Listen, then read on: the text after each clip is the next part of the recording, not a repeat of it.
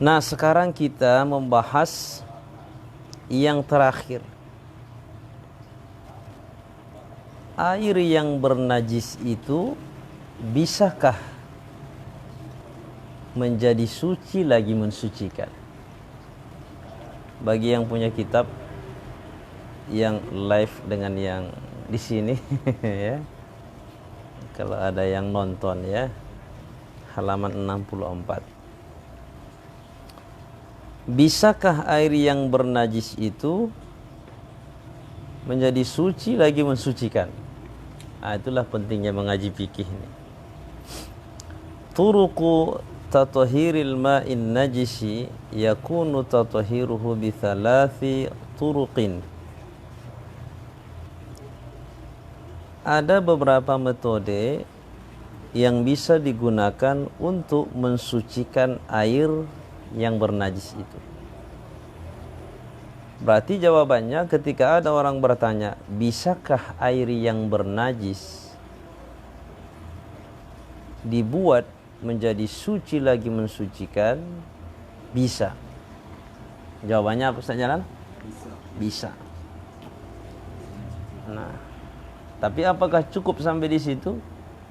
Tentu orang tidak bisa mengamalkannya kalau tidak dikasih tahu metodenya itu.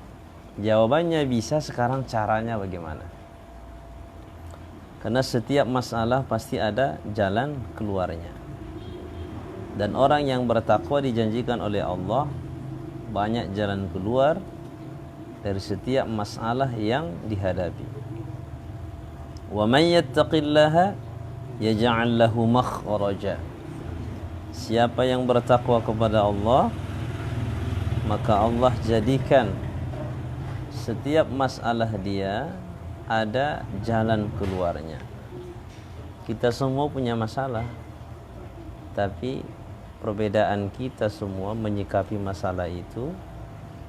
Ada yang memiliki cara cepat, ada yang tak menemukan caranya, sehingga dia sepertinya tidak ridho dengan ujian dari Allah itu.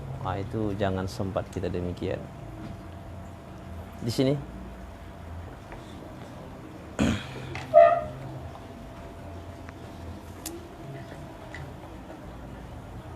wa yarzuquhu min haitsu la yahtasiba. Tidak hanya jalan keluar dalam setiap masalah, rizki pun Allah kasih, ya, tak diduga-duga.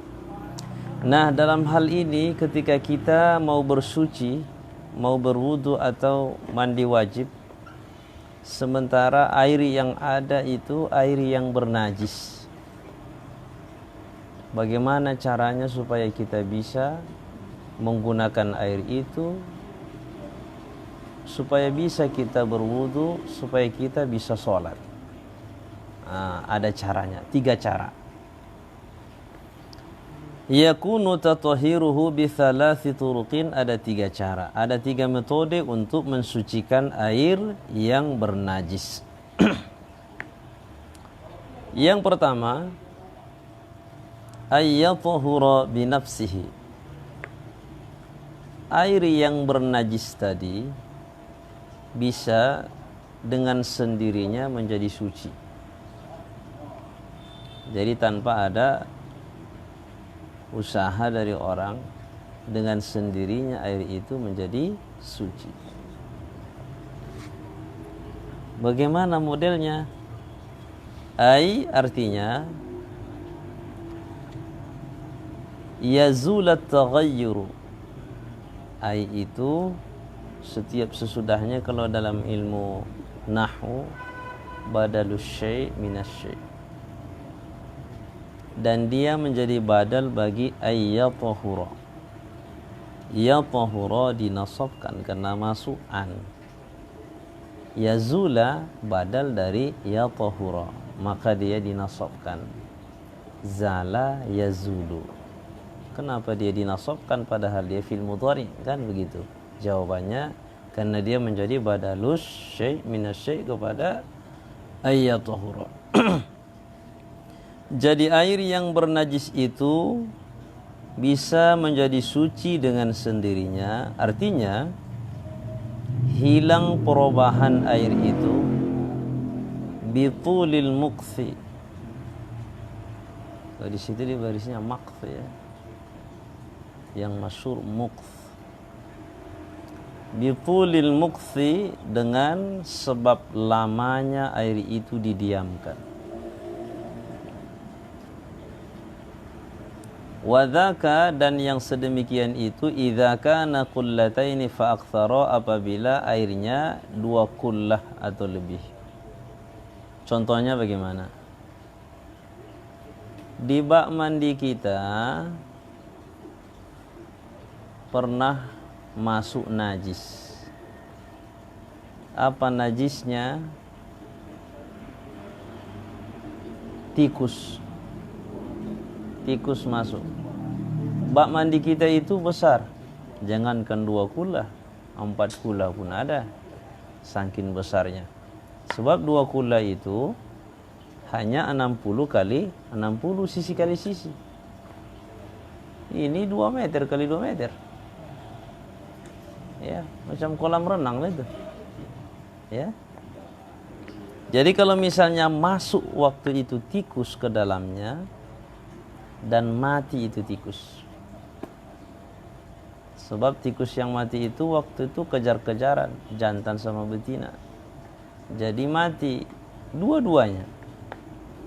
Sehidup sematilah tikus. Nah, itulah baru sehidup semati. Mati 2 tikus tu, akhirnya sampai gembung badannya. Baulah. Kita buanglah itu tikusnya.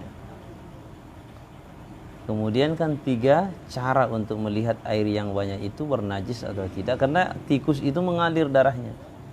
Seandainya kecoa, cicak, itu tidak masalah. Kenapa? Karena darahnya tidak mengalir. Nah ini tikus mengalir. Setelah dibuang tikus, dirasa dulu air. Sebelum dirasa ditengok dulu warna air itu berubah nggak dengan 2 tikusnya? Tidak berubah. Baru kemudian dilihat, dirasa dulu, disendok. Berubah nggak rasa air itu? Tidak berubah. Cuman ada aroma yang berbeda dari air itu. Tentunya karena tikus yang masuk maka bau tikus. Nggak mungkin bau kemenyan kan? Nah, jadi berarti air yang 2 kula itu sudah bernajis dengan sebab rasa baunya sudah berubah. Walaupun tidak berubah warna dan rasanya. Tapi kalau baunya berubah, rasanya otomatis pun berubah itu. Nah, jadi setelah kejadian itu bertepatan dia pulang kampung. Kenapa pulang kampung? Karena ada salah satu dari keluarganya yang meninggal dunia. Pergi pulang kampung. Rumah dikunci, nggak ada orang yang masuk lagi ke dalam rumah. Nah di kampung dia ada beberapa hari. Hari pertama, 2, 3, 4, 5, 6 sampai 7. Sudah 7 hari, keluarganya memohon jangan pulang. Tunggu sampai 40 hari. Kan ada acara 40 hari. Sampai 40 hari, baru kemudian balik lagi dia ke rumahnya. Begitu sampai di rumah, airnya tadi 2 kula kan? Tengok warna, kan awalnya dia tinggalkan bernajis. Ambil kursi dalam. Jadi airnya sudah bernajis ketika dia meninggalkan. Sekarang dia pulang setelah 40 hari dia tinggalkan rumah bersama dengan airnya. Tengok warna biasa. Dicium, dirasa, dah hilang itu baunya. Tidak ada lagi baunya. Nah itulah makanya air yang tadi bernajis menjadilah dia suci lagi mensucikan. Kenapa? Karena perubahan itu hilang dengan sendirinya. Tidak ada usaha dia di situ kan? Baik. Itu yang pertama. Jadi airnya bernajis, berubah dia menjadi suci lagi mensucikan, dengan catatan perubahan itu hilang dengan sendirinya. Itu cara yang pertama atau gambaran pertama air yang bernajis kemudian menjadi suci lagi, mensucikan. Yang kedua, ayyatahura bi idafatil ma'i 'alaihi wa yakuna ba'da dhalika qullatayn fa akthar. Wa hadha ma yusamma bil mukatharati wa la yatahuru bi idafati najisin 'alaihi kabaulin. Yang kedua, ini kan ceritanya jangan lepas dari yang awal, air bernajis. Yang kedua ini airnya bernajis tidak sampai 2 kullah. Jadi kita sebut saja di bak mandi kita yang ukuran 60 cm kali 60 cm. Dia sudah bernajis. Kenapa? Karena jelas najis masuk ke dalamnya. Kalau airnya tidak 2 kullah, tidak usah dilihat warna, bau dan rasa. Enggak ada cerita lagi. Begitu masuk najis yang mengalir darahnya, kalau dia hewan mati, tapi mati ya, bukan hidup. Kalau tikus melompat dia kena air itu tidak najis. Karena hewan yang tak boleh dimakan, dia berubah menjadi bangkai dan najis ketika dia mati. Ular boleh dimakan? Enggak boleh dimakan. Walaupun suka dia ular. Ya. Seandainya kita sholat dililit ular leher kita, mungkin ularnya itu sudah jinak. Dia sholat saja terus. Ular itu tidak dianggap najis sepanjang di badannya jangan ada najis. Kita lihat, ini ularnya bersih. Jadi di saat kita sholat dia melilit badan, sholat kita sah. Karena ular waktu itu belum dianggap najis karena dia hidup. Tapi ketika dia melilit badan kita, bertepatan ularnya itu bukan ular yang dipelihara, ular liar. Si Khalil punya zikir. Zikir bisa membunuh hewan berbisa. Begitu dililit ular tuh, saat dia sholat, lilitan pertama ular masih hidup, sholatnya terus sah. Tetapi ketika lilitan yang kedua sudah semakin keras, si Khalil membaca doa. Doanya dalam hati. Mati ular itu. Mati.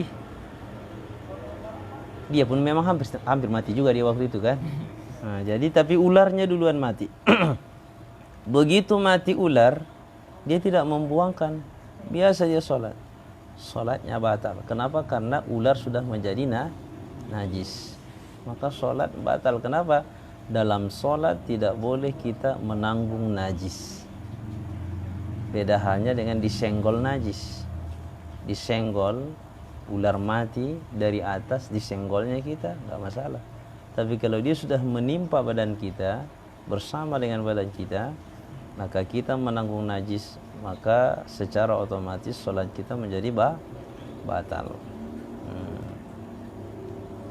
Nah, jadi air yang tadi di bak kita tidak sampai 2 kullah, masuk najis, itu sudah secara otomatis bernajis. Kenapa? Karena tidak sampai 2 kullah. Bagaimana cara kita supaya air yang di bak ini tidak dibuang? Sebab dia masih bersih. Dia masih bersih. Lalu bagaimana ini? Air susah. Keran kita itu kalau dihidupin pelan, untuk bisa menampung air sebanyak itu membutuhkan waktu berjam. Bagaimana caranya air itu tetap bisa digunakan walaupun air itu sudah bernajis? Caranya ayyatahura bi idhafatil ma'i alaih, dengan menambahkan air ke dalam bak tadi. Jadi tambahkan air. Jadi tadi airnya bernajis. tambahkan lagi air.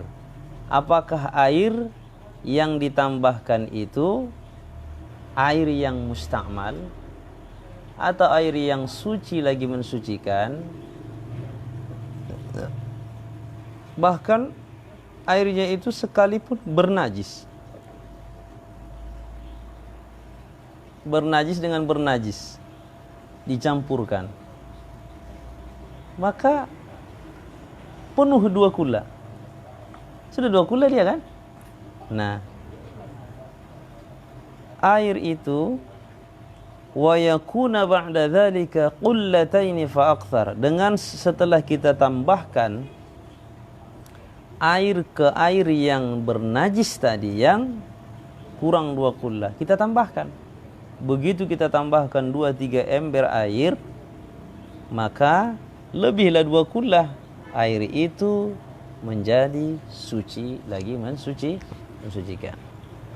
Cuman kalau yang dimasukkan air yang bernajis, harus dipastikan warna, bau dan rasa tidak berubah. Itu kuncinya. Wa hadza ma yusamma bil mukatharati. Ini dinamakan dengan bil mukatharah, memperbanyak air. Ya. Berlomba untuk memperbanyak air. Tetapi catatannya di ujung, wala yatahuru bi idhafati najisin alaihi kabaulin. Tidak bisa air yang bernajis tadi, kan air itu tak sampai 2 kula. Kalau dihitung berapa lagi kurangnya supaya 2 kula? 1 gayung lagi. 1 gayung lagi kurangnya cuman supaya 2 kula. Bagaimana caranya? Orang tuh di dalam kamar ada 10 orang laki-laki. Nampaknya harus kita akali. Gimana caranya? Pipis dulu. Yang 10 orang tuh disuruh pipis. Pipis satu. Akhirnya 2 gayung. Ya. Dicampurkan ke air tadi. Wala yatahuru bi idhafati najisin alaihi kabaulin. Tidak bisa air itu menjadi suci walaupun sudah lebih dari 2 kula, kalau yang dijadikan campurannya air seni. Enggak boleh. Paham kan? Itu enggak boleh. Selesai yang kedua, yang ketiga, ayyatuhura binuqsanil ma'i. Air itu menjadi suci yang bernajis itu tadi binuqsanil ma'i, dengan sebab berkurang airnya. Bisyarti, dengan catatan, dengan syarat alla yanqusa al-baqi an qullataini. Air yang tinggal itu jangan kurang dari 2 kullah.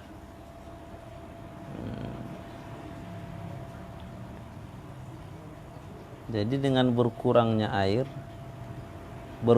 air itu, maka air yang 2 kullah tadi bisa menjadi suci, dikurangi airnya.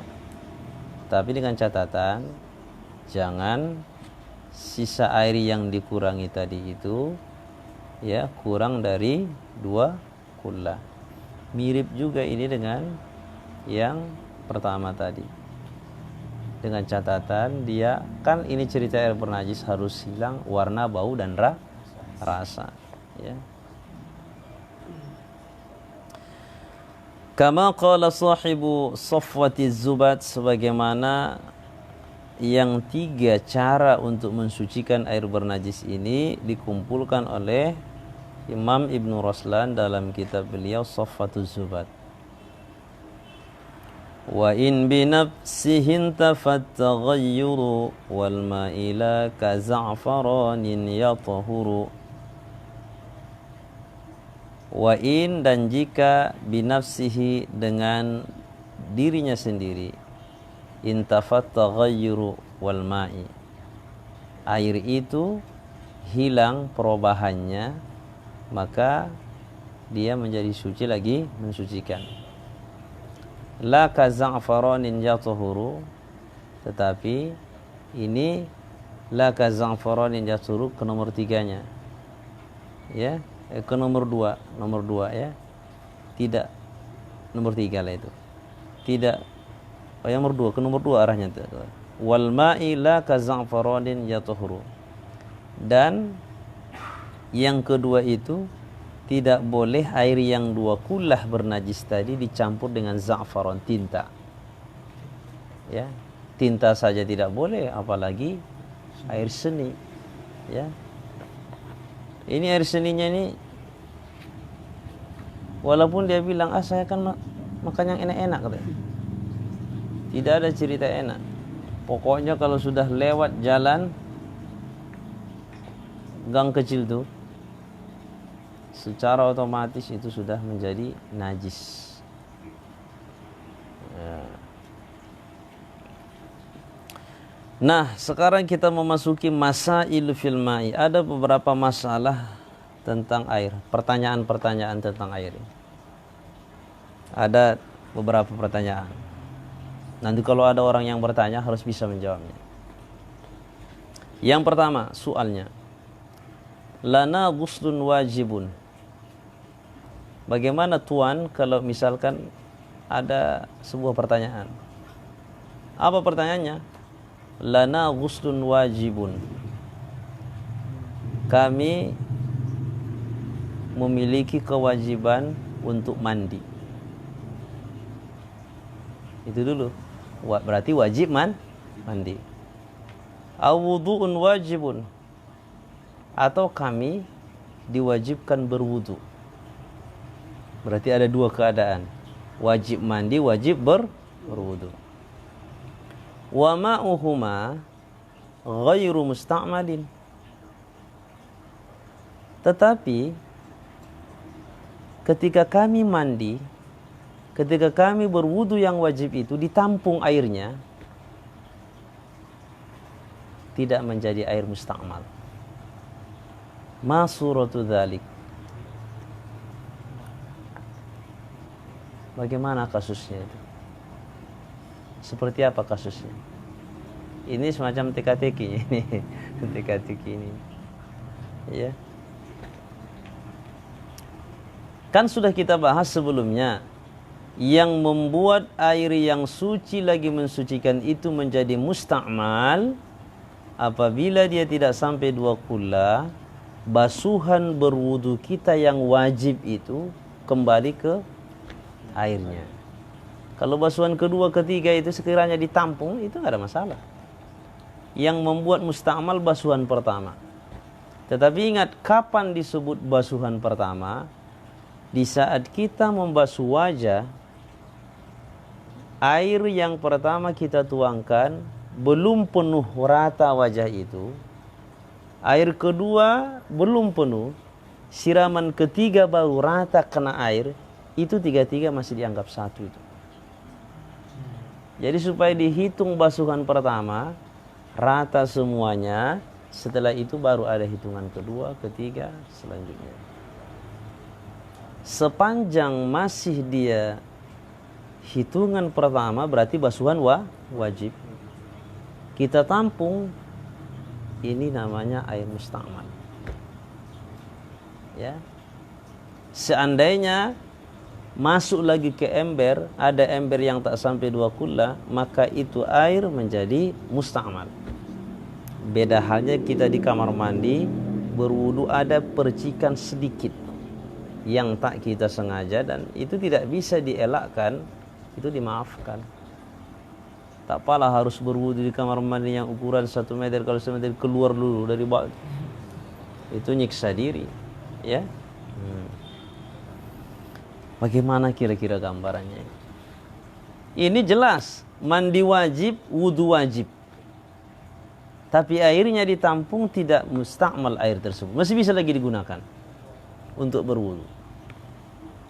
Suratuhu, kasusnya itu, gambarannya, idza nadhara ghuslan masnunan, itu adalah kasus bagi seseorang apabila dia bernazar mandi terhadap yang disunnahkan. Kan ada beberapa mandi itu yang disunahkan. Ka ghuslil jumu'ati, seperti mandi di hari Jumat. Sengaja aku mandi di hari Jumat ini karena Allah Ta'ala, itu hukumnya sunnah. Tapi kalau dia bernadar, ya Allah, kalau dalam waktu sebulan ini istriku positif katanya, saya bernadar untuk mandi di hari Jumat. Nadarnya agak ngeri nadarnya ini. Tak lazim dibuat orang nadarnya. Tapi seandainya dia bernadar seperti itu, maka mandi di hari Jumat itu yang sunnah awalnya menjadi wajib. Itu jadi wajib. Ya. 1. Au tajdidil wudu'i, atau memperbaharui wudu. Misalnya kita tadinya sholat maghrib, kita akan mengambil wudu untuk sholat maghrib. Adzan muadzin di masjid, Allahu Akbar, Allahu Akbar. Wudu kita belum batal. Wudu kita tidak batal. Kemudian kita berwudu. Tetapi di saat kita mau berwudu, jangan buang air kecil sebelumnya. Kalau buang air kecil, buang air besar, itu otomatis wudunya batal. Berarti wudu yang baru lagi. Ini wudunya masih ada, tapi dia kemudian berwudu, itu namanya tajdidul wudu, memperbaharui wudu yang masih ada. Ya.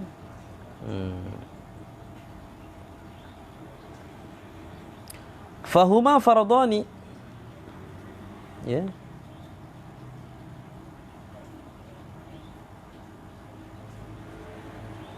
Itu jadi wajib. Lagi-lagi ingat, ini adalah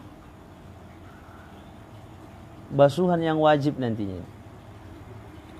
Wa ma'uhuma ghairu musta'malin, tapi air keduanya itu tajdidul wudu, dengan mandi wajib, mandi yang dinadarkan tadi, itu airnya ditampung saja airnya itu. Tampung airnya, air tersebut suci lagi mensucikan. Kenapa? Li'annahuma lam yarfa'al hadatha, karena mandi yang dinadarkan untuk mandi hari Jumat tadi dan tajdidul wudu tadi tidak menghilangkan hadas. Bagaimana dia menghilangkan hadas di tajdidul wudu sementara dia tidak berhadas? 1. Kemudian mandi wajib tadi, mandi yang dinadarkannya tadi untuk di hari Jumat, itu awalnya sunnah. Mandi sunnah itu tidak membuat air menjadi musta'mal. Maka air yang digunakan untuk mandi nadarnya di hari Jumat tadi, tampung saja, maka itu air suci lagi mensucikan. Wa wujubuhuma aridun. Dua-duanya itu wajib. Mandi yang dinadarkan di hari Jumat wajib. Tajdidul wudu wajib karena dinadarkan. Berarti dua-dua dinadarkannya ya. Itu dinadarkannya menjadi wajib, tapi wajibnya itu aridun, bukan wajib yang asli, tapi dia wajib yang mendatang. Sama ceritanya dengan haram. Ada haram dzati, ada haram aridi. Kalau dzati memang dari sononya dia sudah haram. Tapi kalau dia aridi, mendatang, awalnya dia tidak haram, tapi karena ada sebab-sebab dia kemudian menjadi haram. Ya. Wal ibratu bil asli. Dalam kaidahnya, yang dianggap itu adalah yang asli, asalnya. Mandi di hari Jumat asalnya sunnah. Tajdidul wudu asalnya sunnah. Dinadarkan wajib, itu wajibnya wajib aridi, wajib mendatang. 1 kasus. Kasus kedua, pertanyaan. Berarti sudah bisa menjawabnya ya? Sebenarnya ini penting dikaji. Ada masanya nanti kajian seperti ini kita butuhkan. Iyalah sekarang ini ngapain dikaji-kaji yang seperti ini? Orang air banyak katanya. Nanti ada masanya air sedikit. Kalau air sedikit bagaimana solusi dalam fikih? Begini tadi. Tampung saja air itu. Ya. Banyak yang saat ini kita anggap permasalahan itu sepele, tapi ada masanya nanti jawaban itu dibutuhkan. Ya. Ada baru-baru ini saya dengar katanya mengaji fikih itu membuat keterlambatan kaum muslim. Orang yang mengatakan demikian itu tandanya dia tidak tahu fikih. Fikih ini penting dalam hidup. Bukan berarti mengaji fikih ini melupakan modernisasi. Modernisasi dalam artian yang positif. Jadi bukan mengaji seperti ini melupakan perkembangan umat. Jadi kalau dibenturkan ngaji fikih tidak akan bisa membahas sains. Ya iya saat ini nggak dibahas sains. Kan nggak dibutuhkan pada saat membahas fikih seperti ini bahasanya ilmu sains. Tapi ada masanya ulama itu bidangnya sains bahas. Ada ulama fikih membahas fikih. Nah ini nanti kemudian kolaborasi ini membuat umat Islam menjadi bersatu, menjadi kuat. Jadi jangan dipisah-pisahkan. Islam ini menyatu. Kita bisa mendengar musik itu menjadi enak, itu karena kolaborasi dari beberapa alat. Ya. Ada alat ini, malah botol pun dilaga-laganya jadi enak. Kenapa? Ada kolaborasi dengan alat musik yang lain. Ya, itu adalah bagian dari seni. Ya kalau misalkan mari kita hadiri ada di sana pesta, hiburannya sangat luar biasa. Tapi botol cuma alatnya itu kan tidak bagus kedengaran itu. Kenapa? Karena dia tidak berkolaborasi dengan yang lain. Kalau dibuat orang apa itu kakak? Apa itu? Oh KB. Apa itu KB? Keyboard botol katanya. Oh. Bukan keluarga berencana, rupanya keyboard botol, ya. Baik. Sekarang kita beralih ke permasalahan yang kedua. Lana ma'un mutanajjisun fi awanin muta'addidatin jama'naha fi ina'in wahidin. Fama hukmu hadzal ma'i? Tuan katanya, iya, kami memiliki air, tapi airnya itu bernajis. Fi awanin muta'addidatin, di bejana-bejana atau tempat-tempat yang banyak. Kita sebut saja ember atau kaleng cat. Ada kaleng cat yang agak besar kan? 5 liter. 5 liter itu berapa liter tuh? Yang putih ujung. Tak sempat pula saya menghitung liternya waktu itu. Karena banyak di rumah Ustaz. Ya, jadi kaleng itu tidak sampai 2 kulet. Kecil itu kan? Ada 10 kaleng. Atau kita sebut saja 20 kaleng. Atau 30 kaleng. Ya. Tapi semuanya bernajis. Kenapa bernajis? Bagaimana bisa sebanyak itu bernajis? Ada anjing yang menjilati satu persatu dari kaleng itu. Kan itu bisa saja terjadi. Kita belum jumpa dengan anjing nakal. Ada anjing nakal. Ya, dijilatinya. Itu najis. Asal dia jilat yang tidak sampai 2 kula, maka itu dan kita melihatnya jelas. Cuman kita tidak berani untuk menggertaknya. Kenapa? Anjing gila. Jangan main-main sama anjing gila. Ketika kita digigitnya, kena rabies nanti, kita pun macam orang gila. Tapi segila-gilanya orang yang digigit anjing gila, mereka tidak mau menikam ulama. Sayangnya, ada orang yang mengatakan gila ditikamnya ulama. Itu tidak masuk akal tuh, ya. Kalau mau menikam banyak yang mau ditikam. Kenapa mesti harus yang baik-baik, kan? Nah, jadi yang kedua ini, tadinya mereka memiliki air yang banyak, tetapi air itu semuanya bernajis di bejana yang berbeda-beda. Semuanya bernajis. Lalu kemudian kami kumpulkan menjadi satu tempat. Setelah dikumpulkan air yang beberapa kaleng tadi, yang tidak sampai 2 kullah per bejana, digabungkan. Jangankan 2 kullah, 3 kullah pun sampai. Pertanyaannya, fama hukmu hadzal ma'i? Apa hukum air tersebut? Mana status airnya? Kira-kira kalau Ustaz Jalal ditanya, jawabannya cuma sebelum kita lanjut. Bisa jadi suci. Karena dia lebih dari 20. Luar biasa, belum sampai dah terjawab, ya. Belum sampai dah terjawab. Jawabannya, idza balaghal qullataini, apabila air yang dikumpulkan itu sampai 2 kullah, walam yataghayyar, dan tidak ada perubahan.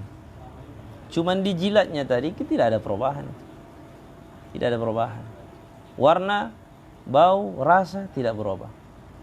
Ya. Kalau begitu model airnya, fatahurun, maka air itu menjadi bersih. Walau furiqa ba'da dzalik, meskipun setelah disatukan tadi yang bernajis itu menjadi 2 kullah, dimasukkan lagi ke kaleng masing-masing. Itu kan? Jadi membuat dia jadi suci lagi, mensucikan, satukan. Kemudian balikkan ke kaleng masing-masing. Semuanya menjadi suci lagi, mensucikan.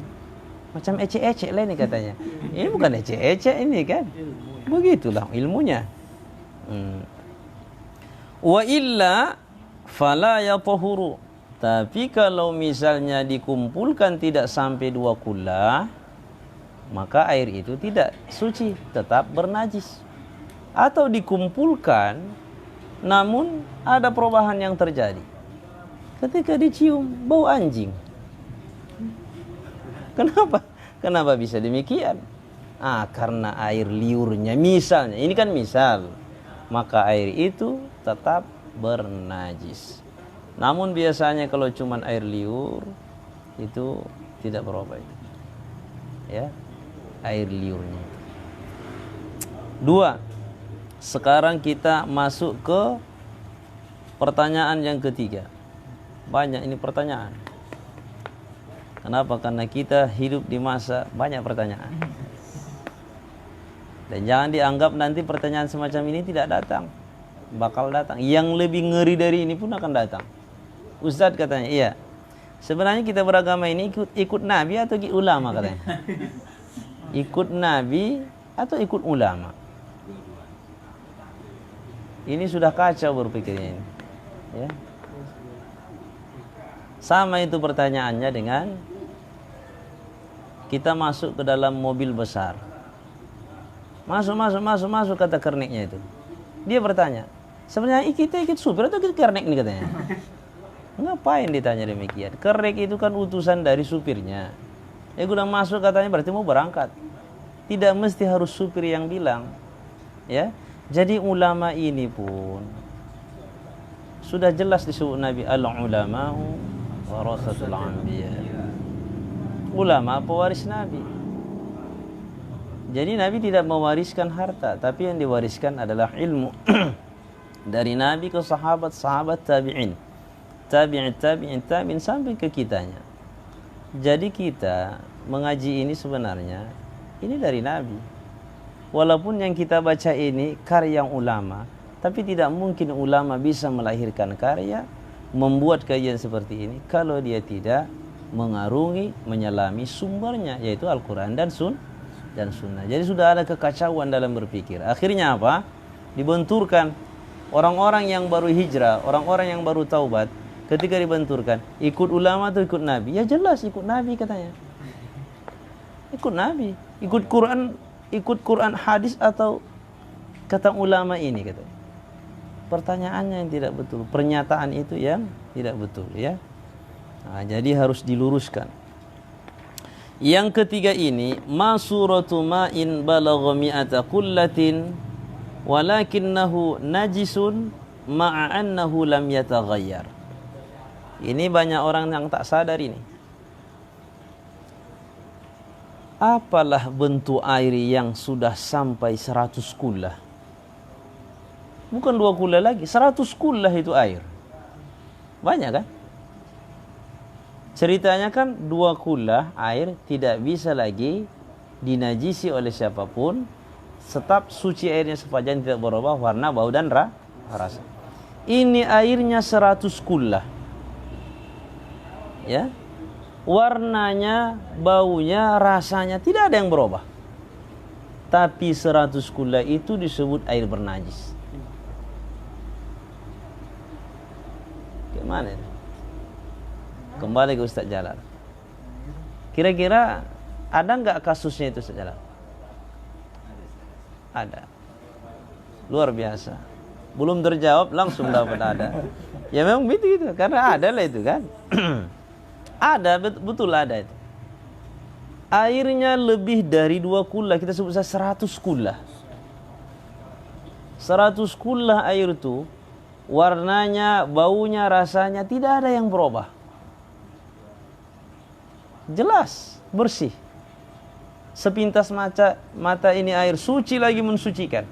Tapi nyatanya, semua air yang 100 kullah atau lebih itu hukumnya bernajis.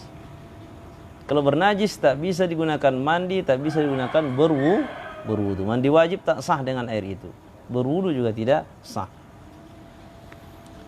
Bagaimana gambarnya? Sekarang kita melihat rupanya dulu. Suratul Dzalik.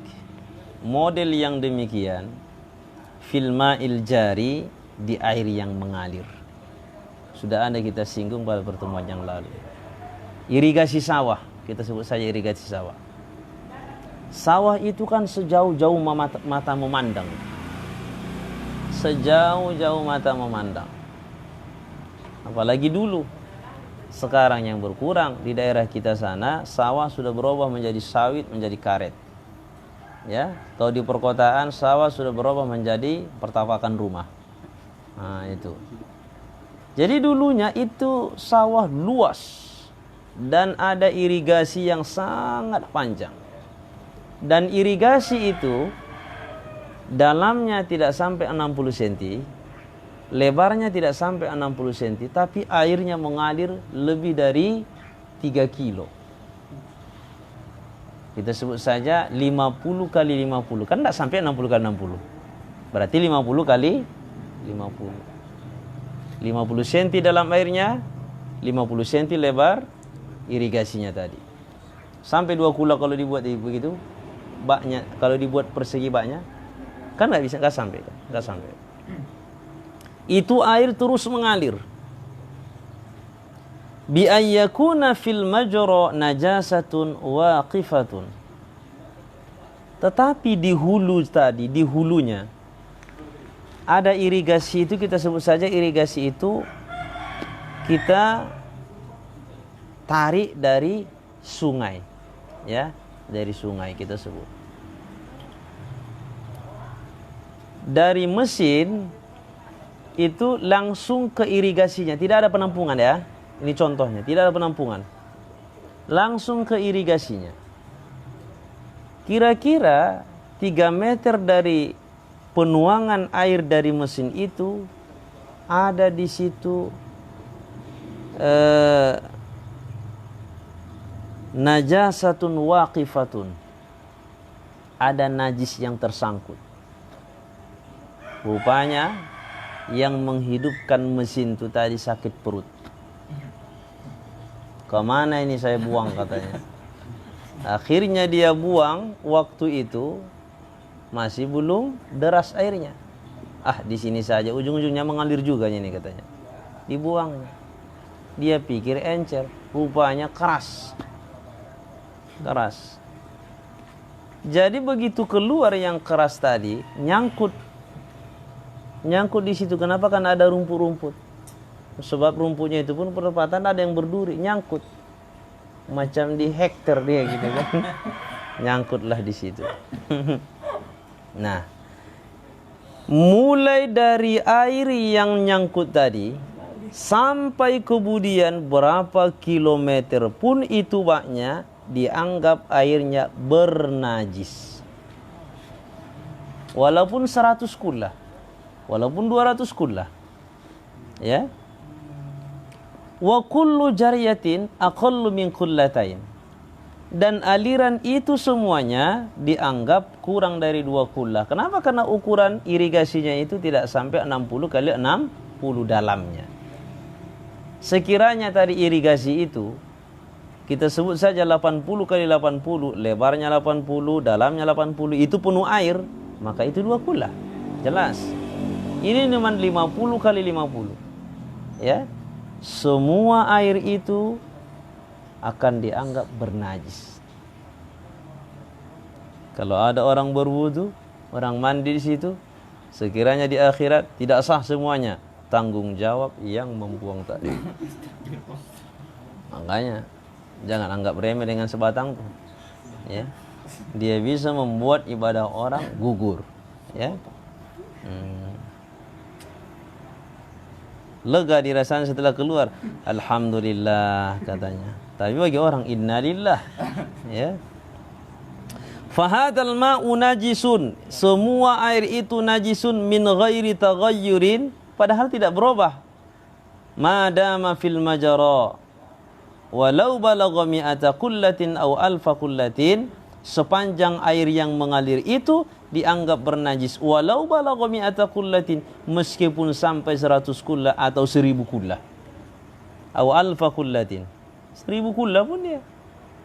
Itu kan 1000 kullah itu ketika dijumlahkan sekiranya air itu kan tetap semuanya bernajis. Sampai kapan? Hatta yajtami'a fi makanin akthara min kullatain fanahkuma bi tahuriyatihi. Sampai kemudian nanti ada tempat, misalnya persimpangan. Irigasi itu kan memanjang. Jadi ada 2 kilo sudah dari yang parkir tadi itu, kotoran yang parkir itu. Ada beberapa kilo itu dianggap bernajis semuanya, tapi nanti ke ukuran 5 kilo baru nanti ada perempatan. Membagi irigasi ke sawah sebelah kiri, sawah sebelah kanan. Nah, di sini dibuat agak besar. Ya. Berarti di sinilah nanti bertahan airnya baru sampai 2 kullah. Nah, bertepatan dalamnya di situ 3 kali 3. 1 meter lah kita sebut, 1 meter kali 3. Di situ simpangnya. Pengkolannya ya gitu kan. Nah, di situ. Kalau sudah di situ, seandainya pun yang dibuang wak tadi terapung-terapung di situ, itu tetap suci lagi mensucikan. Kenapa? Karena airnya itu sudah lebih dari 2 kullah yang tak bisa dirubah oleh najis tadi ya. Sepanjang najis itu tidak merubah warna, bau dan rasa. Kalau cuma sepergelangan kan tak merubah itu. Apalagi dia bukunya baru makan biji rambutan ditelaninya. Ya keras lah itu. Nah, jadi itu gambarannya. Nah, hati-hati lah ini kalau misalnya di kampung-kampung ini, ya. Di kolam nggak? Kalau di kolam kan bertahan airnya, perbuatan buang airnya itu berdosa. Tapi airnya itu sepanjang lebih dari 2 kullah, berwudu saja dengan itu. Cuman ketika berwudu dia datang, geser bilang gitu. Geser. Ini bukan lahan ente bilang itu kan, lahan saya ini bilang. Itu yang ketiga. Yang keempat, terakhir. Ma suratu ma aidi yasihhu at-tatahhuru bihima infiradan lajtama'an ijtama'a yajtami'u ijtima'an infarada yanfaridu infiradan bihima infiradan lajtima'an. Ya. Apa bentuk 2 air yasihhu at-tatahhuru bihima sah bersuci dengan dua air itu sepanjang dua air yang dimaksudkan itu dipisah. Contoh yang sederhananya kita buat saja, ada dua air dalam bejana, ya. Dua air ini kalau satu-satu boleh digunakan, tapi kalau dikumpulkan tidak sah digunakan lagi untuk bersuci. Cuman itu gitu kan. Oh, gambarannya begini. Suratul Dzalik, keadaan yang dimaksudkan dalam pertanyaan keempat ini, idza turiha ma'un tahurun mutaghayyirun bima fi maqarrihi au mamarrihi. Apabila dituangkan air yang suci, lagi air itu sudah berubah. Ya. Sekali lagi, apabila dituangkan air atau dibuangkan air yang suci, dia berubah dengan apa yang ada fi maqarrihi, di tempat air itu, au mamarrihi, atau tempat ngalirnya air itu. Jadi contohnya begini, katuhlabin. Tuhlabin itu kerambang, apa itu bahasa, apa itu tuhlab, kerambangnya itu, ya. Apa bahasa yang lain? Kerambang, semacam hewan itu, ya. Hewan atau rumput ya? Tuhlab, kerambang, kalau nggak salah jenis rumput apalah ini? Jambang sana. Ya, kalau di kampung kami kejambang namanya. Pokoknya ada di atas air tumbuh-tumbuh itu, ya. Bukan eceng gondok. Dia semacam rumput laut. Semacam itulah, ya. Tuhlab. Alama in tahurin ghairi mutaghayyirin. Dijatuhkan, itu kan tadi bendanya bersih itu kan. Itu kan bersih itu. Ya. Dijatuhkanlah dia ke dalam air tadi sengaja, ya.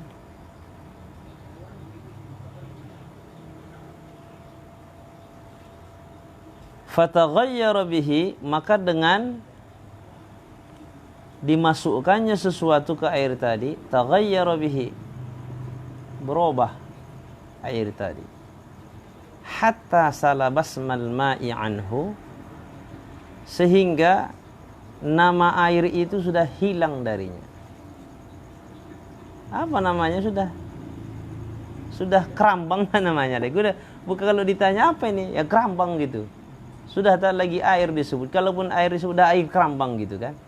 Sudah tidak lagi air semata-mata. Nah, fala yajuzut tatahhuru bihi, tidak boleh, ya, bersuci dengan air tadi, karena itu nanti dianggap air yang musta'mal, air yang musta'mal.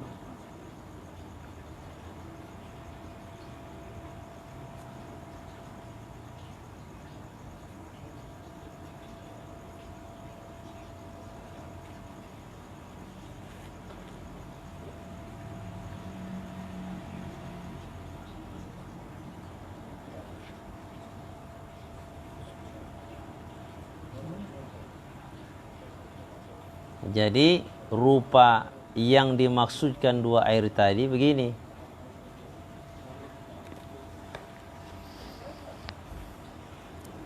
Ada dua air, ya. Ada dua air, yang satu suci lagi mensucikan. Nah, kemudian ada air yang ada kecambangnya, gerambang tadi ya. Kita sebut saja di ember lah. Kita ambil air dari yang ada kecambang tadi ya. Ini ceritanya di kampung lah ini. Bayangkan saya di kampung. Ambil ember. Di kolam tadi ada semacam kecambang tadi kan. Kan diambil airnya. Ambil airnya? Ya. Ambil airnya. Itu kan air. Air yang campur kecambang. Angkat ke atas. Kemudian ada air yang tidak ada kecambangnya, itu bersih. Di sini kan tadi disebutkan kalau berwudu dengan berwudu dengan ember itu satu persatu digunakan, sah wudunya. Paham? Kita ambil tadi air itu kan ada kecambangnya. Kita angkat ke atas. Kita boleh berwudu dengan ini. Satu lagi airnya bersih.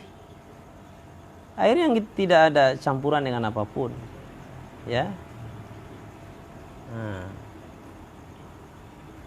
Atau bisa saja ada campurannya sama kayak gitu statusnya. Air yang ada kecambang juga. Ini kan sudah dua ember ini. Sama-sama bercampur dengan benda yang ada kecambangnya. Berwudu dengan air yang di ember ini boleh. Berwudu dengan air yang di ember ini boleh. Tapi kalau digabungkan tidak boleh. Kenapa? Karena di situ ceritanya sudah seolah dianggap mencampurkan air tadi dengan campuran yang suci, yaitu kecambang tadi. Ya, mustakmal jadinya. Bisa dipahami? Satu-satu boleh infiradan. Tapi ketika digabungkan, itu kesannya sudah mencampurkan air ini dengan kecambang yang ada di sini. Sama halnya dengan air yang dicampur dengan air bunga mawar. Bunga melati, bunga mawar potong-potong di atas air itu. Tak sampai 2 kula. Aduk dengan bunga tadi. Maka air itu menjadi air mawar. Mustakmal itu jadinya. Dicampur dengan benda yang suci, mustakmal. Sebegitulah nanti modelnya kalau misalkan digabungkan dia. Ke situ arahnya. Ya. Lianna hadha at-taghayyura yastaghni al-ma'u anhu.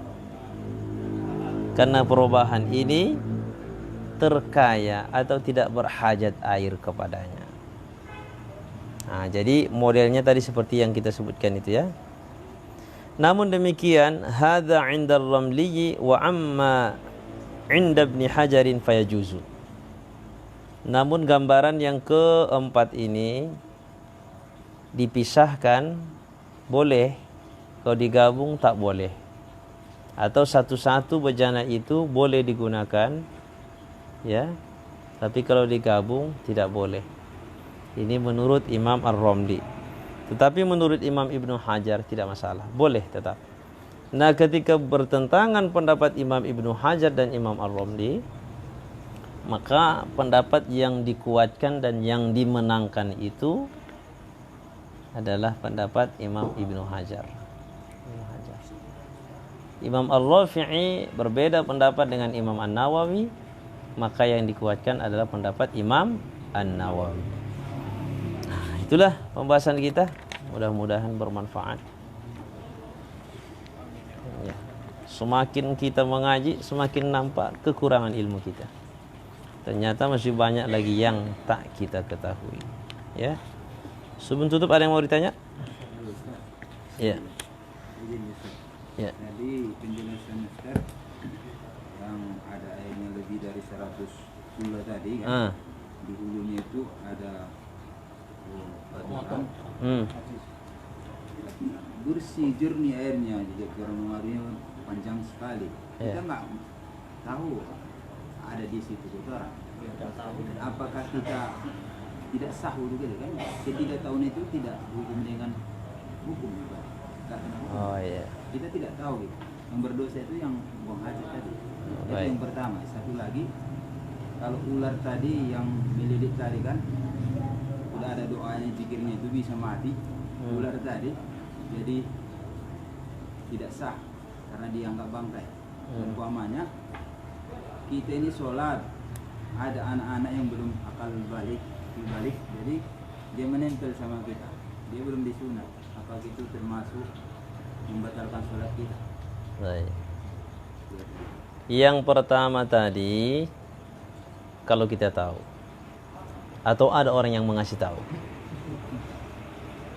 Kalau tidak ada orang yang mengasih tahu, atau ada yang tahu kotoran di situ, tapi dia tidak tahu kajian dan tidak terbuka hatinya untuk mengasih tahu. Lagian ngapain dia kasih tahu? Di sana ada balok katanya kan? Nggak mungkin.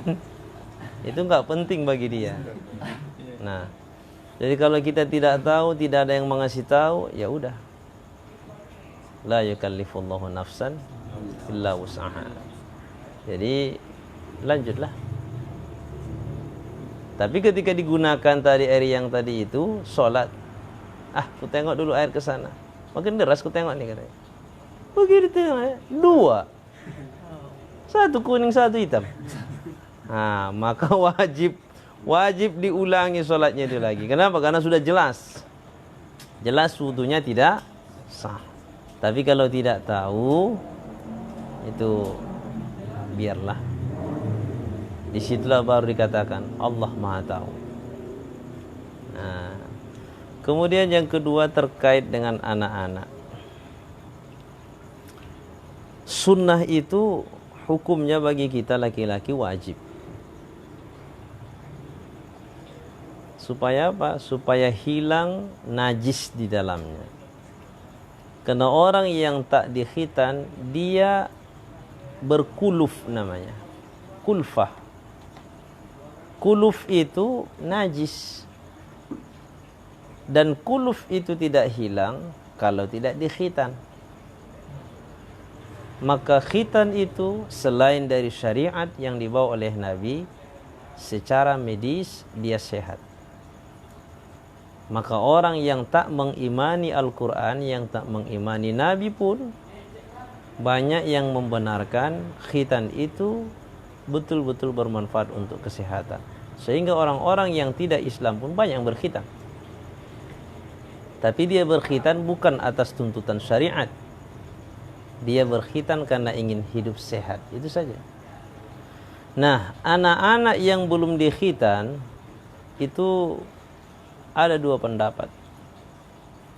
Pendapat yang mu'tamad bahwa anak yang belum dikhitan tadi masih ada kulufnya. Dia tidak membersihkan. Lagi ya, mana bisa dibersihkan, orang masih tertutup. Masih ada kuncinya. Nah, jadi itu dianggap dia bernajis, membawa najis. Jadi kalau misalnya dia kita gendong, maka kita menanggung najis. Salat kita jadi batal.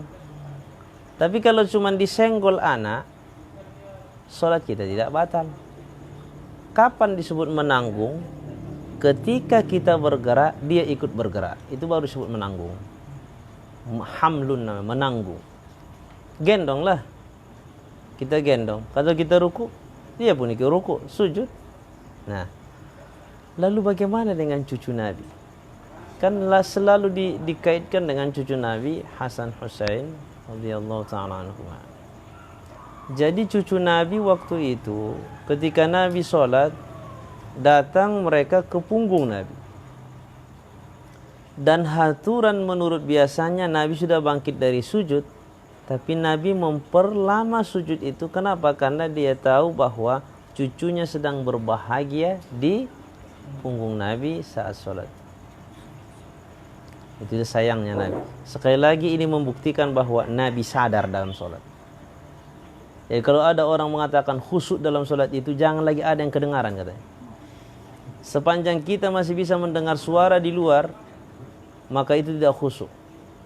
Jawabannya, kalau ada orang sholat sudah tidak mendengar lagi, itu sudah tidur.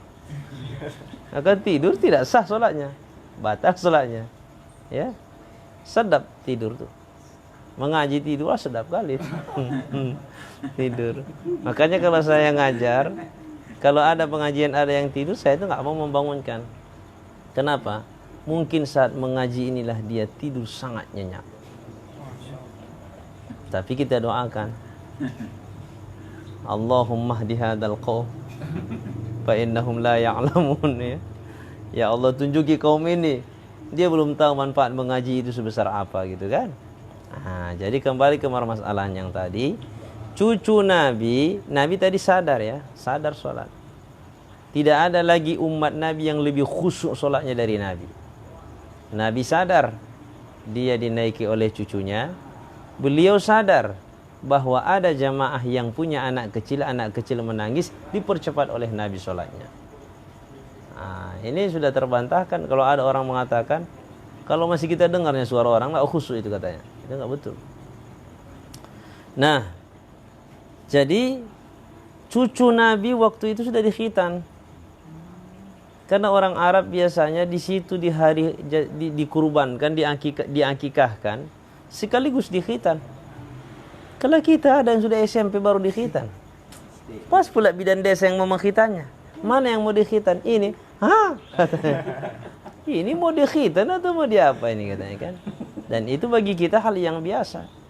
Khitan lama-lama nggak jadi masalah. Berapa tahun umur dikhitan? SD. Kelas 6. Sekitar itu. Udah besar itu. Badannya maksudnya udah besar itu kan. Saya kelas 3 SD. Jadi orang-orang Arab itu cepat dia khitan. Jadi ketika dia khitan, maka otomatis kuluf sudah hilang. Maka cucu Nabi waktu itu sudah dikhitan, sudah berlari-lari. Ya, waktu kecil jadi khitan. Jadi tidak membawa najis. Ya. Nah, maka hati-hati sekarang. Walaupun sudah dikhitan katanya, iya sudah dikhitan, tapi kan anak bapak itu pakai pempes kan? Dah bocor berapa kali pempes tuh? Kita gendong, batal. Karena dia juga membawa najis. Jadi, menurut pendapat yang mu'tamad, ketika kita menggendong anak yang belum dikhitan, maka kita sholatnya batal, sebab kita menanggung atau menggendong, membawa yang bernajis. Tapi ada pendapat yang lemah. Seandainya pun kita gendong anak-anak yang belum dikhitan, itu tidak batal sholat kita. Kenapa? Apa bedanya kuluf itu dengan yang di perut? Di perut itu pun ada kotoran. Ada kotoran di situ. Ada air seni, ada air besar. Cacing pun banyak di situ. Nah, ini semuanya kan najis. Jadi kata mereka, kalau yang di perut saja yang banyak najis itu tidak dianggap sebagai najis yang membatalkan sholat, apatah lagi dengan kuluf yang masih tertutup pada badan anak kecil. Tapi ini pendapat lemah. Kalau seandainya anak kita masih kecil, tidak ada yang menjaga, kalau dilepaskan nanti dia bisa jatuh, maka ikuti pendapat yang kecil, yang lemah ini untuk diri sendiri, ya, bukan untuk difatwakan. Itu boleh. Solusinya demikian. Itulah dia. Selesai. Anak perempuan dia lahir langsung dikhitan. Anak perempuan beda khitannya. Kalau anak perempuan khitannya dikikis, kalau kita dipotong. Makanya anak perempuan ketika dia pipis nampak langsung nangis. Kenapa? Pedih. Kalau anak laki-laki sedap saja rasanya. Kenapa? Enggak ada yang pedih. Ya. Nah, jadi anak perempuan tidak sama dengan laki-laki. Beda dia. Ada lagi tadi mana? Ya. Sekarang ada di rumah atau di rumah itu ada tong air masyarakat itu. Jadi Apanya? tong air. Oh, tong. Iya. Jadi nanti di situ ada tikus mati dalam itu. Iya. Jadi bagaimana pas dia mau sholat dia beruduk dengan air itu. Iya. Tapi air itu ada 2 kula. Lebih dari 2 kula. Kalau airnya lebih dari 2 kula, jangankan tikus, biawak pun mati di situ. Sepanjang warna, bau dan rasa tidak berubah, itu tidak mempengaruhi status air. Dia tetap suci, lagi mensucikan. Cuman kan jorok, itu saja kan. Jorok. Nah, jadi dibuanglah dia. Jadi tetap sah. Tapi kalau misalnya berwudu, lain saya rasa baunya ini katanya. Air karat. Biasa tapi ini kok bau busuk katanya kan. Nah, itu tidak boleh. Karat enggak masalah. Karat itu kan sama mujawir namanya. Sama dengan tanah. Kecuali karatnya dijatuhkan sengaja. Nah, itu beda lagi kan. Nah, begitulah dia statusnya. Terus ada lagi? Nabi Muhammad bersampaikan artinya, siapa saja yang sholatnya tidak mencegahnya dari perbuatan keji dan munkar, tidaklah sholatnya itu menghasilkan sesuatu selain menyembah Allah. Itu ada di dalam surah Al-Ankabut, firman Allah ayat 45. Utlu ma uhiya ilaika minal kitabi wa aqimis shalah. Innas salata tanha 'anil fahsya'i wal munkar. Sesungguhnya salat tanha 'anil fahsya'i wal munkar, bisa mencegah orang yang salat itu anil fahsya'i wal munkar, supaya jauh dari perbuatan fahsya dan munkar. Ya, kalau sehari-hari kita maksiat terus, salat kita terus, itu salah satu tanda salat kita belum makbul. Ini ilmu fikih bisa digunakan sebagai sarana untuk mendeteksi salat itu sah atau tidak. Dan memang kesanggupan manusia, ilmu kita ini terbatas. Ya, ada ilmu qadim, ada ilmu hadis. Ilmu kita hadis. Hadis itu artinya baharu. Dan ilmu kita ada yang doruri, ada nadhuri. Doruri tak penting berpikir, dah dapat langsung. Nadhuri harus menggunakan analisa untuk mendapatkan sebuah jawaban. Nah, jadi fikih ini bagian dari ilmu yang wajib kita pelajari. Ada syarat, ada rukun, ada yang membatalkan, ada sunnah-sunnah, itu kita pelajari. Terkait dengan sholat, apa syarat sah sholat, apa rukun-rukun sholat, apa yang membatalkan sholat, itu dipelajari. Ya, ketika itu kita pelajari, kemudian ada sholat seseorang yang tidak pas, dalam artian sholatnya itu dia tidak berwudu, padahal wudu itu adalah syarat sah sholat. Syarat itu artinya mesti ada sebelum sholat dimulai sampai berakhirnya sholat. Tidak ada, dia tidak berwudu. Apakah ada udzur? Tidak, biasa saja. Maka kita bisa langsung mengatakan sholatnya tidak sah. Kenapa? Karena bertentangan dengan ilmu syariat. Tapi kalau dia berwudu, dia lengkapi semuanya, rukun sholat, syarat sah sholat, dia lengkap semuanya. Nah, dia sudah tahu. Macam kita sudah belajar kita. Di sholat kita betul-betul sholat yang memang ada ilmunya. Kita tidak sholat ikut-ikutan, tapi kita sholat tahu mana syarat, mana rukun, mana yang membatalkan. Sehingga yang membatalkan tak kita kerjakan. Mana rukun kita jaga sampai habis sholat. Ketika itu kita lakukan, maka sholat kita sah. Sahkah sholat kita? Sah. Sepanjang syarat rukun dijaga, maka sholatnya sah. Tapi ketika ada orang bertanya, sholat kita ini makbul atau tidak? Jawabannya wallahu a'lam. Karena itu bukan ranah ilmu kita lagi. Hanya Allah yang tahu. Ya. Tetapi ada cara untuk mengetahui. Ada tanda. Tanda itu kan tidak pasti. Kita lihat langit itu sore hari tadi mendung misalnya. Kalau mendung tanda apa? Hujan. Tapi bisa jadi hujan tidak turun. Menunjukkan tanda itu tidak menjadi sebuah kepastian. Walaupun tanda itu sebuah informasi akan turun hujan. Ya. Nah, terkait dengan ayat tadi, kita tidak tahu solat seseorang itu makbul atau tidak. Bahkan ke kita, solat kita tidak tahu kita makbul atau tidak. Tetapi cara untuk mendeteksi tanda-tanda solat seseorang itu makbul, maka dia tidak jatuh ke perbuatan dosa besar. Dia selamat. Tidak dia biasakan dalam hidupnya dosa-dosa kecil, apalagi dosa besar. Kalau ada orang yang seperti itu, namanya wara' lah itu. Wara' orangnya. Kalau ada orang seperti itu tandanya solatnya makbul. Tanda. Walaupun yang mengetahuinya hanya Allah yang pasti. Jadi ketika kita sudah beralih ke sini, wallahu a'lam bishawab, kita hanya bisa berdoa, Allahumma taqabbal minna salatana. Ya Allah, terima salat kami. Itulah makbul kan?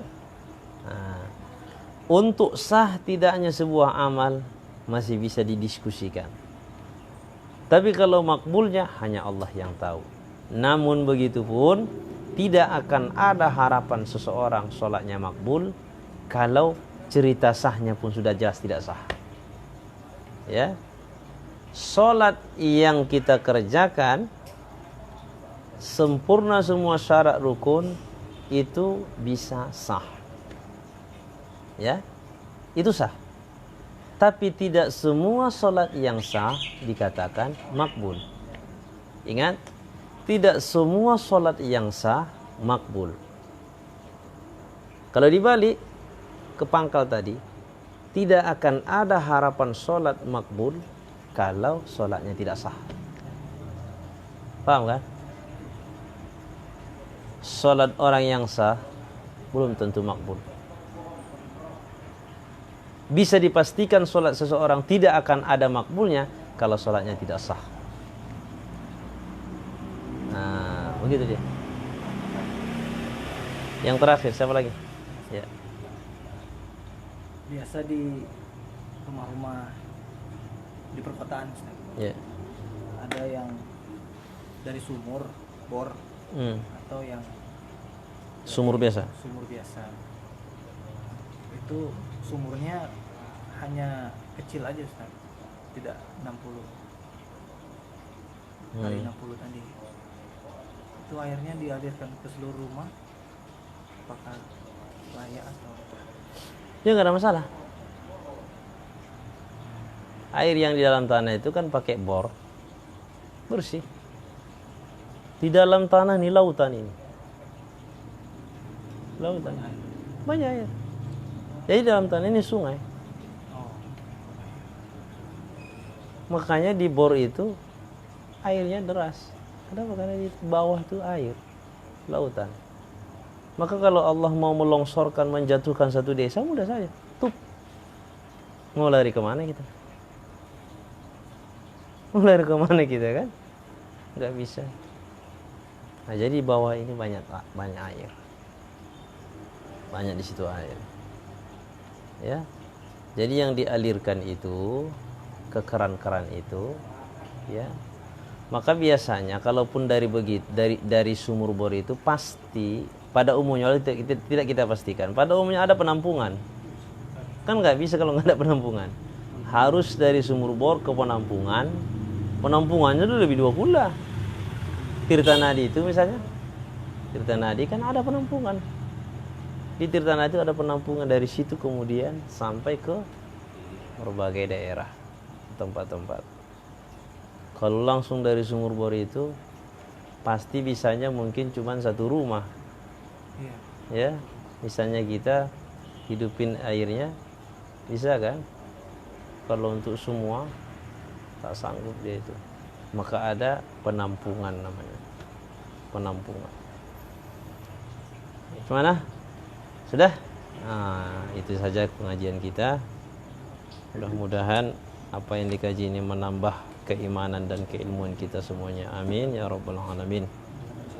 Subhanakallahumma wa bihamdik asyhadu an la ilaha illa anta astaghfiruka wa atubu ilaik. Alhamdulillahi rabbil alamin wassalatu wassalamu ala asyrafil anbiya'i wal mursalin wa ala alihi wa sahbihi ajma'in. Allahumma anfa'na bima 'allamtana wa 'allimna ma yanfa'una warzuqna 'ilman yanfa'una bi rahmatika ya arhamar rahimin. Allahumma faqihna fid din wa 'allimna at-ta'wil. Allahumma arina al-haqqa haqqan warzuqna ittiba'ah wa arina al-batila batilan warzuqna ijtinabah. Rabbana atina fid dunya hasanatan wa fil akhirati hasanatan wa qina adzaban nar. Wa sallallahu wa sallama ala sayyidina Muhammad wa ala alihi wa sahbihi ajma'in walhamdulillahi rabbil alamin.